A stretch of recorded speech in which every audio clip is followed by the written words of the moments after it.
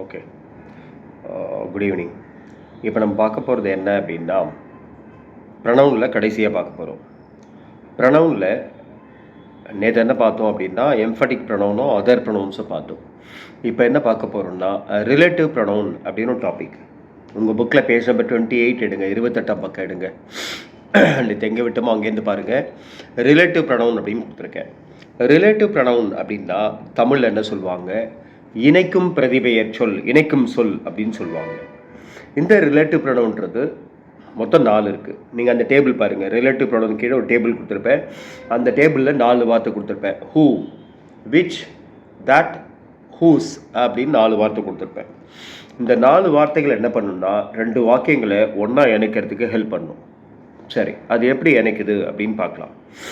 இப்போ நான் ஒருத்தர் கை காமிச்சு, this is Balaji, this is Balaji, Balaji is my close friend அப்படின்னு நான் சொல்கிறேன். This is Balaji, Balaji is my close friend அப்படின்னு சொல்கிறேன். இதுக்கு அர்த்தம் என்ன? இது பாலாஜி, பாலாஜி என்னுடைய நெருங்கிய நண்பன் அப்படின்னு அர்த்தம்.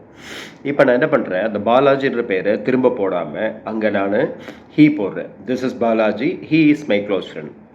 இதுக்கு அர்த்தம் என்ன? இது பாலாஜி, அவன் என்னுடைய நெருங்கிய நண்பன். இங்கே நான் என்ன பண்ணுறேன், பேரை திரும்ப போடாமல் அதுக்கு பதிலாக அவன் போடுறேன். இதுதான் ப்ரொனவுன். நம்ம போன கிளாஸில் பார்த்தோம். இப்போ என்ன பண்ணுறேன், ஹீ எடுத்துகிட்டு this is Balaji who is my close friend அப்படின்னு சொல்கிறேன். ஃபஸ்ட்டு நான் பாலாஜி போட்டேன், அடுத்து பாலாஜி எடுத்துகிட்டு ஹீ போட்டேன், அப்புறம் ஹீ எடுத்துகிட்டு ஹூ போடுறேன். 3த்தில் எதை போட்டாலும் அர்த்தம் ஒன்று தான்.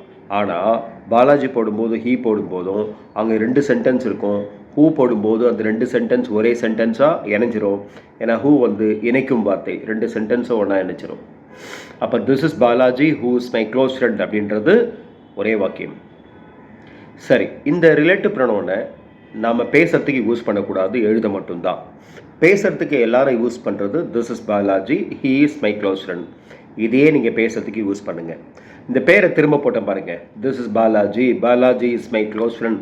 பேரையே திரும்ப போட்டிங்கன்னா அது சின்ன பசங்க பேசுகிற இங்கிலீஷ் மாதிரி இருக்கும். பெரும்பாலும் யாரும் அதை பேச மாட்டாங்க, இந்த பேரை திரும்ப போட மாட்டாங்க. எல்லாரும் போடுறது first this is Balaji, he is my close friend. இதான் எல்லாரும் போடுறது. இதையே போட்டுறீங்க பேசுங்க. பேரை திரும்ப போட்டிங்கன்னா அது சின்ன பசங்க இங்கிலீஷ் பேசுகிற மாதிரி இருக்கும். அதனால் பெரியவங்க அதை பேச மாட்டாங்க. சரி, ஞாபகம் வச்சுங்க, இந்த relative pronoun only for writing.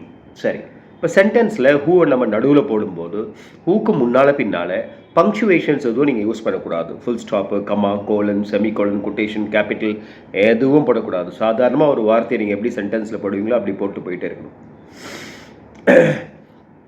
இப்போ ஸ்டூடெண்ட்ஸ் கேட்பாங்க, சார் நம்ம போன கிளாஸில் ஹூனா யாருன்னு பார்த்தோம், கேள்வியில் நம்ம யாருன்னு பார்த்தோம், அப்போ அதுக்கு இதுக்கும் குழப்பம் வராதான்னு கேட்டால் வராது.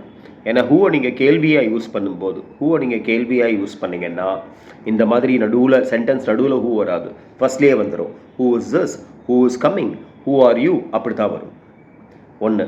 2வது, முடியும் போது கேள்விக்குறி வரும், முடியும் போது கொஷின் மார்க் வரும்.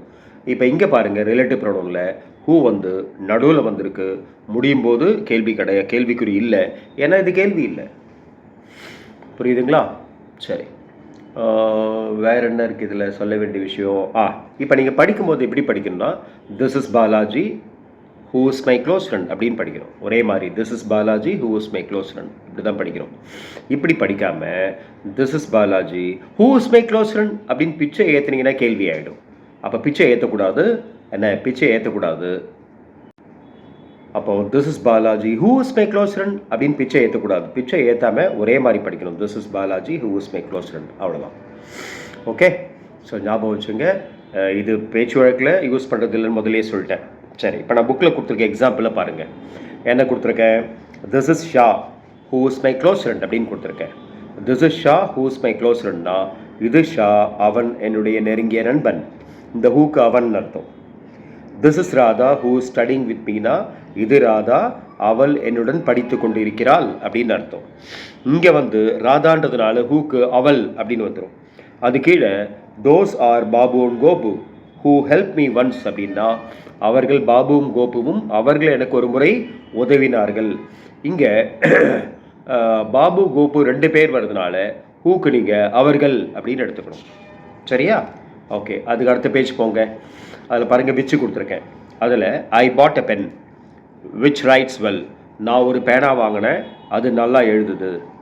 அடுத்து we saw some cars which were going slow. நாங்கள் சில கார்களை பார்த்தோம், அவை மெதுவாக சென்று கொண்டிருந்தன.